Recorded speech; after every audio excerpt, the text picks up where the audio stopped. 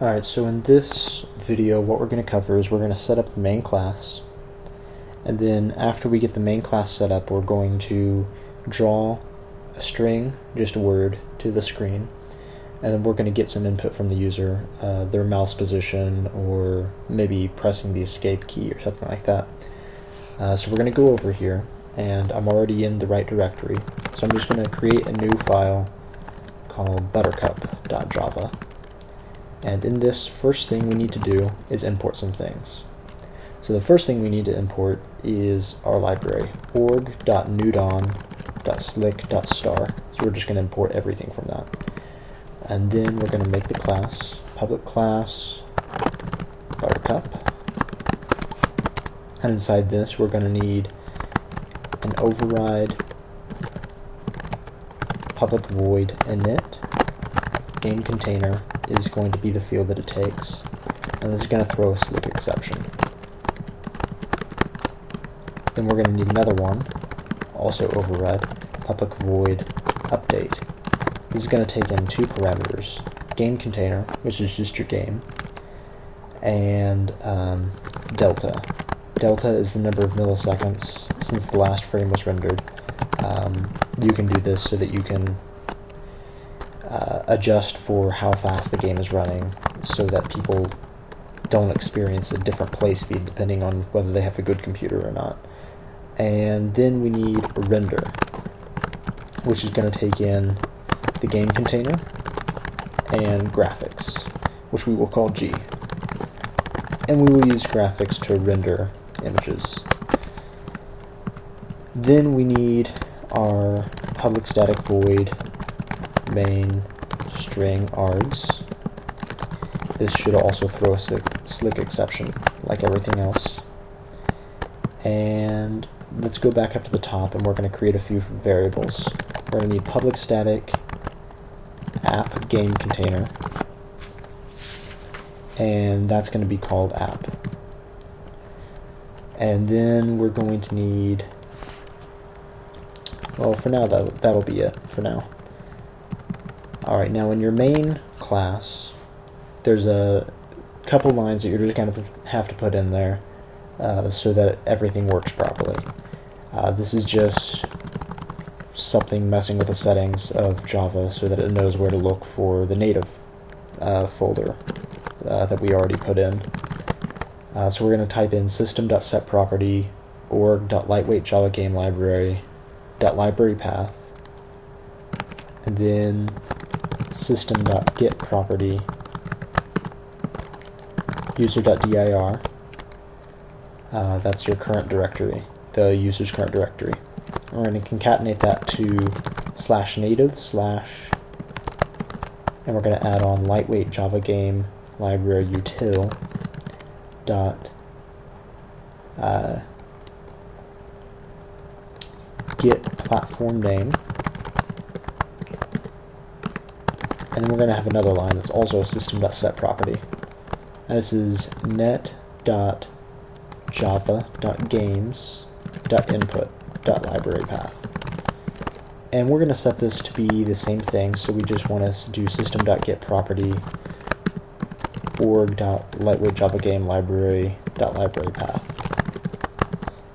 I'll put this file up online so that you guys can see, you can open this up and see what those files, what those lines are, if you didn't catch all that. Oh, and then we need to go back up to the top because we're using something directly from the lightweight Java game library in this particular class. So we need to import that. So we're going to import org.lightweightJavaGameLibrary.star. Alright, so now we're going to create a new app. App equals new app game container. And then the parameters on that are the actual game, which is going to be new buttercup. So, then of course we're missing something up here. We need a constructor. So public buttercup, which takes in no constructors, no arguments. And then that's just going to say super, and the parameter it takes is a string that's going to be the name of the window. So in this case, we'll just call it Buttercup Game. And then down here, we're going to go back and we're going to do a few things. First is Aptos Set Display Mode. This is going to be your screen resolution. So first is going to be 800, 600, and false. And what that says is we're going to create the window as an 800 by 600 window, and the false means we don't want it to be full screen. If we want to make a full screen game, then we'll change that to true. Next, we're going to do Aptos Set Vsync, which we're going to do just because that way everything runs in sync with the monitor's refresh rate. So basically what this says is we're not going to update the game logic faster than what we're displaying it at. We just sync the two together. And then we're going to do Aptos Set Target Frame Rate. This is going to limit our frame rate to be a specific amounts, because if you render faster than 60 or even really 30, it makes no difference to the user. They won't be able to see that. So why don't we just limit that to 60 and not have to mess with it. And then we're going to do Aptos Start. And that is all we're going to have on our main method. Now, what Aptos Start's going to do is that's going to call the init method up here.